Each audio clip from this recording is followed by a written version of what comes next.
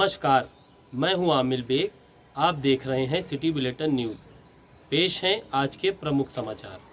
दीपोत्सव के बाद अब जिला प्रशासन 14 कोसी पंच कोसी परिक्रमा और कार्तिक पूर्णिमा मेले को सकुशल संपन्न कराना चाहता है। एडीएम सिटी सलील पटेल और एसपी सिटी मधुबन सिंह और सिटी मजिस्ट्रेट अरविंद द्विवेदी ने संबंधित विभागों के अधिकारियों के साथ आज परिक्रमा पथ का निरीक्षण किया। परिक्रमा पथ पर कमियों को दूर करने के लिए संबंधित विभागों के अधिकारियों को निर्देश दिए। इस बार 14 कोसी और पंचकोसी परिक्रमा पर एटीएस की जहां नजर होगी, वहीं कार्तिक पूर्णिमा स्नान मेले में भी एटीएस अपनी नजर बनाए रखेगी। सुरक्षा के लिहाज से जोन और सेक्टर में मेला क्षेत्र को विभाजित किया गया है। यातायात प्लान भी यातायात पुलिस बना रही है। जोन में अपर पुलिस अधीक्षक रैंक के अधिकारी तथा सेक्टर में सीओ रैंक के अधिकारी और विभिन्न पॉइंट पर इंस्पेक्टर और सब इंस्पेक्टर, महिला कांस्टेबल और एएलआई को तैनात किया जाएगा।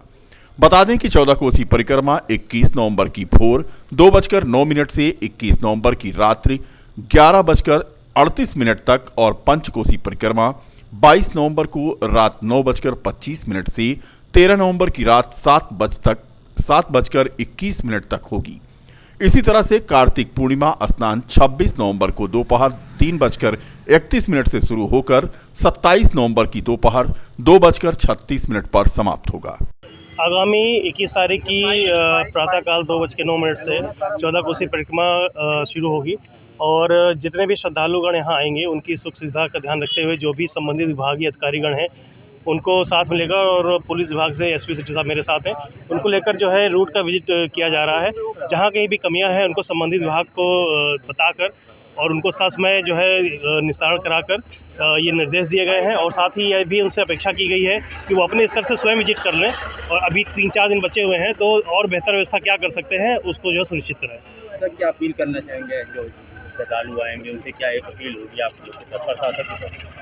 देखिए, अपील मेरा ये रहेगा, चूँकि ये मेरा तीसरा 14 कोसी पंचकोसी परिक्रमा है, तो विगत वर्षों में जो मेरा अनुभव रहा है कि एक मुहूर्त के समय में जो भीड़ है, जो श्रद्धालु है, एक साथ निकलती है, तो वो थोड़ा उसको समय डिवाइड कर ले और जब शुरुआत करें परिक्रमा को तो थोड़ा वो तेज़ी ना रखें, उसको स्लो मोशन करें और जहाँ कहीं भी बैरिकेडिंग है या जहाँ कहीं गड्ढे हो उससे बचा कर निकलें और खुले में शौच उसको बिल्कुल भी ना करें। जहाँ कहीं टॉयलेट्स हैं उनको यूज़ करें और साफ सफाई का विशेष ध्यान रखें। जब पंचकोसी बात कर रहे हैं तो कई जगह ओवरब्रिज बन रहे हैं, वहाँ पे अगल बगल अभी मिट्टी पड़ी है, उस पर रोड नहीं बने हुए, ऐसे में क्या व्यवस्था होगी वहाँ पे श्रद्धालु? देखिए, उदया चौराहे के पास अभी एक्शन जो हैं उनके CD 4 के और सेतु निगम के अधिकारी, उनसे भी मेरी मुलाकात होगी। मैं उस पर विजिट करके देख लेता हूँ क्या बेहतर विकल्प हो सकता है, उस पर विचार करके जो है परिक्रमा पूरी कराई जाएगी।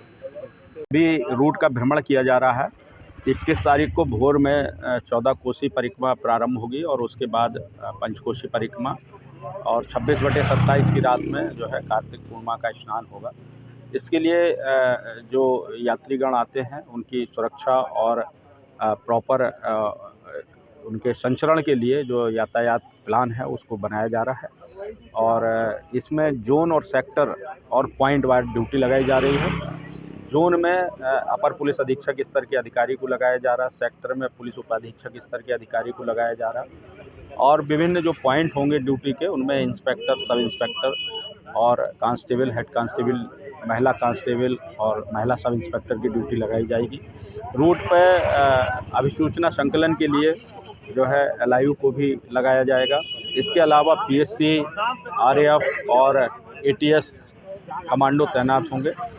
यात्रियों के सुगम यातायात के लिए पार्किंग व्यवस्था और डाइवर्जन व्यवस्था उस दिनांक को लागू होगा।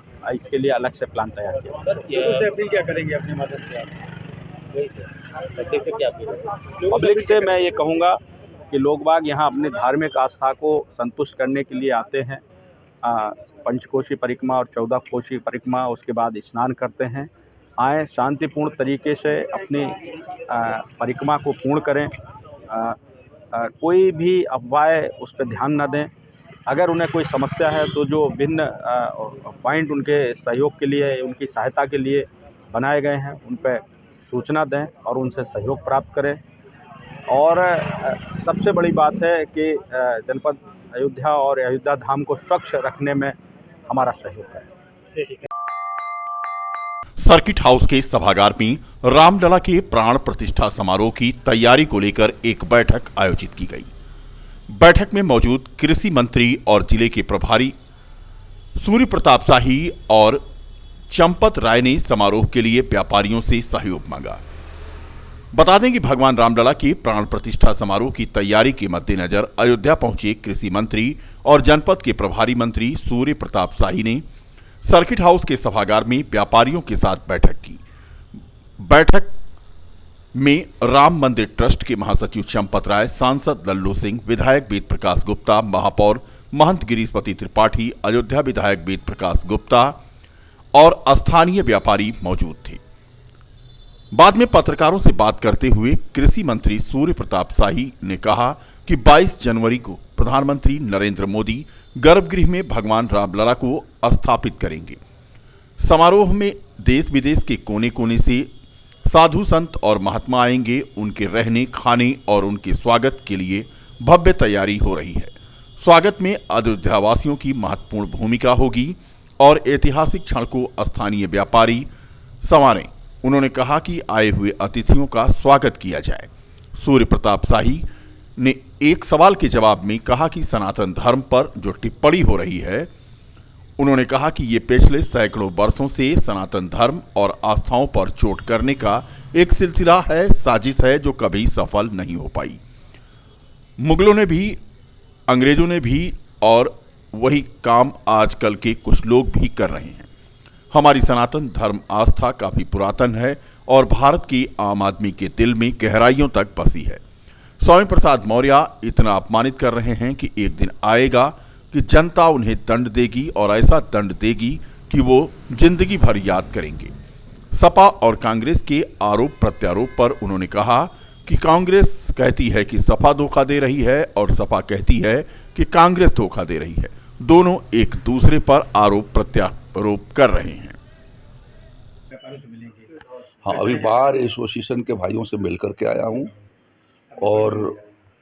और इसके बाद जो है यहाँ के व्यापारी मित्रों से भी मिलने वाला हूँ। ये सब यहाँ के समाज के हिस्से हैं और अयोध्या में एक ऐतिहासिक अवसर आया है जो अभूतपूर्व ये अवसर है, जिसमें यहाँ के नगरवासी काफ़ी हर्षित भी हैं और उल्लास के साथ वो 22 जनवरी को रामलला के स्थापना मूर्ति के स्थापना समारोह का वो देशवासियों का भव्यता के साथ उनका स्वागत भी करें, उसके लिए वातावरण बनाएं। ये उनके साथ मिलने का एक यह भी उसके पीछे भाव भी है।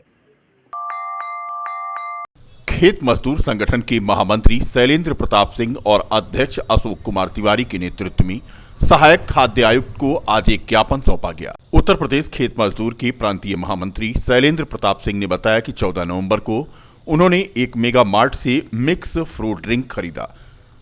मेगा मार्ट ने उपयोग की अंतिम तिथि समाप्त हो जाने के बाद भी इस ड्रिंक को बेचा, जो एक प्रकार से आपराधिक कृत्य है। इस कृत्य की जांच के लिए और कार्रवाई के लिए उन्होंने सहायक खाद्य आयुक्त को यह ज्ञापन दिया है। सहायक खाद्य आयुक्त ने जांच करके तुरंत कार्रवाई किए जाने का भरोसा दिलाया है।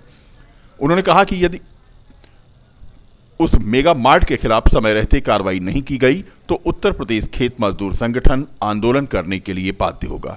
हमारे खेत मजदूर संगठन के प्रांतीय महामंत्री शैलेंद्र प्रताप सिंह, जो 14 तारीख को इन्होंने विशाल मेगा मार्ट से एक फ्लू ब्लूम मिक्स ये फ्रूट मिक्स ड्रिंक था, इन्होंने खरीदा और ख़रीदने के बाद इन्होंने रसीद ली, उसका पेमेंट किया और बाद में ये देखा कि बोतल पर एक्सपायरी डेट जो है 12 नवंबर अंकित थी और 14 ग्रहण खरीदा। तो इस तरह जो बड़ी बड़ी ये माल हैं, तमाम लोगों को धोखा दे रहे हैं और जो अनपढ़ पब्लिक है या जो वैसे लोग हैं जो नहीं समझ सकते, वो उसका इस्तेमाल कर लें और उसका स्वास्थ्य पर उनके गलत प्रभाव पड़ेगा। तो उसी की शिकायत आज हम लोगों ने सहायक खाद्य आयुक्त को किया है। उन्होंने कहा कि हम इसकी जांच कराते हैं और कल जो है जो भी कार्रवाई होगी उससे अवगत कराएंगे।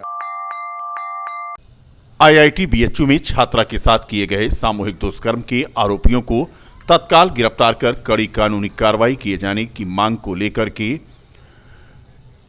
आज इंकलाबी नौजवान सभा के राज्यव्यापी आह्वान के तौर के तहत विरोध प्रदर्शन करके राष्ट्रपति को संबोधित एक ज्ञापन मजिस्ट्रेट को सौंपा गया।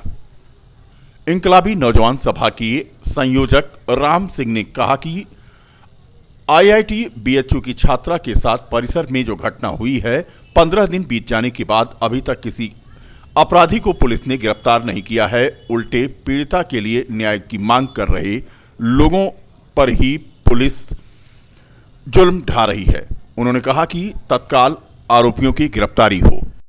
ये जो इलाहाबाद विश्वविद्यालय में विवेक कुमार छात्र पर जो है चीफ डॉक्टर राकेश कुमार द्वारा हमला किया गया, और दूसरा मामला बीएचयू का है जो महिला के साथ रेप हुआ, और रेप की होने के बाद एबीवीपी के लोगों ने एक तरह से कह लिया जाए कि सरकार के संरक्षण में उनके ऊपर हमला हुआ। फिर इस तरह की घटनाएं हो रही हैं, और वह भी हमारे देश के एक किफ़ायती कह लें लोकतांत्रिक परिसर जो राज्य के देश के विश्वविद्यालय हैं उनके अंदर अगर ऐसी घटनाएं हो रही हैं तो एक बड़ा मामला है, दुखद मामला है और बहुत संवेदनशील मामला है। अगर हम लोग इस मुद्दे को अगर गंभीरता से नहीं लेंगे तो समाज की जो दिशा है और वो दशा वो पतन की तरफ जाएगी। ऐसे में हम लोग इन सब घटनाओं का विरोध करते हैं और इन सब घटनाओं पर अपनी प्रतिक्रिया देते हुए ज्ञापन, आंदोलन और अन्य तरीक़ों से अपना विरोध दर्ज करा रहे हैं, और उन लोगों के खिलाफ़ कार्यवाही हो और जेल भेजा जाए, यही हम लोगों की मांग है। इसी को लेकर के हम लोग ज्ञापन देना चाहते हैं। राम सिंह, जिला संयोजक इंकलाबी नौजवान। बीकापुर की ग्राम पंचायत पातुपुर के पंचायत भवन सभागार में फेको अस्पताल द्वारा आयोजित नेत्र परीक्षण एवं शल्य चिकित्सा शिविर में दर्जनों मरीजों के आंखों का परीक्षण किया गया। ग्राम प्रधान प्रतिनिधि मुकुल आनंद द्वारा बताया गया कि नेत्र परीक्षण शिविर में लगभग 35 मरीजों ने जांच करवाकर चिकित्सक से सलाह ली। एक कहावत भी है कि न कद बड़ा होता है न पद बड़ा होता है, मनुष्यता के लिए जो खड़ा हो उसका कर्तव्य बड़ा होता है। इसी भाव के साथ आज ग्राम पंचायत पातुपुर के इस पंचायत भवन पर निःशुल्क आँख जांच शिविर का कैंप लगा हुआ था, जिसके तहत लगभग 35 से 40 लाभार्थी आए और उनकी जो समस्याएं थी उसका निराकरण हुआ है।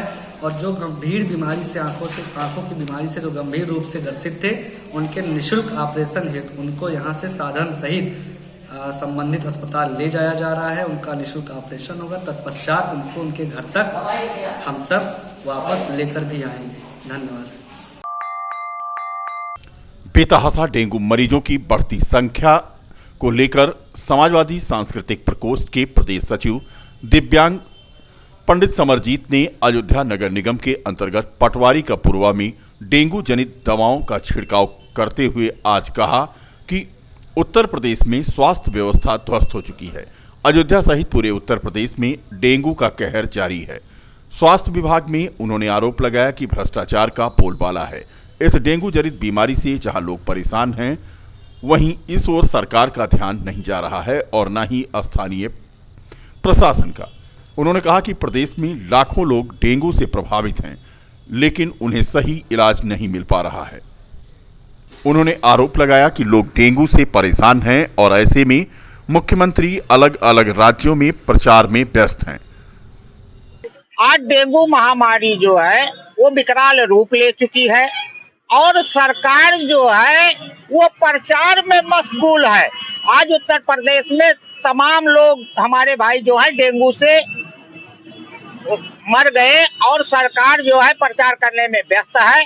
और यह बीड़ा हमने अयोध्या नगर निगम में जगह जगह तमाम कॉलोनियों में मच्छर जनित दवा का छिड़काव कर रहे हैं और लोगों को जागरूक कर रहे हैं, बचाव कर रहे हैं। और हम यही आज भाजपा सरकार को कहना चाहते हैं कि आज जब से भाजपा सरकार सत्ता में आई है, प्रतिवर्ष हमारे उत्तर प्रदेश में कई हजार लोगों की जानें जा रही हैं डेंगू से, और न अस्पतालों में सही दवा की व्यवस्था है, न जांच की व्यवस्था है।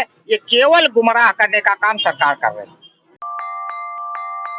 गुप्तार घाट पर जिस स्थान पर स्पोर्ट स्कूटी का संचालन हो रहा है, ठीक उसी के सामने आए दिन एक मगरमच्छ देखा जा रहा है, जिससे लोगों में भय का माहौल है। मगरमच्छ का वीडियो वायरल हो रहा है। बता दें कि स्पीड बोट और वाटर स्कूटी का संचालन इसी क्षेत्र के आसपास होता है। अब इस वीडियो के वायरल होने के बाद चर्चाओं का बाजार गर्म है।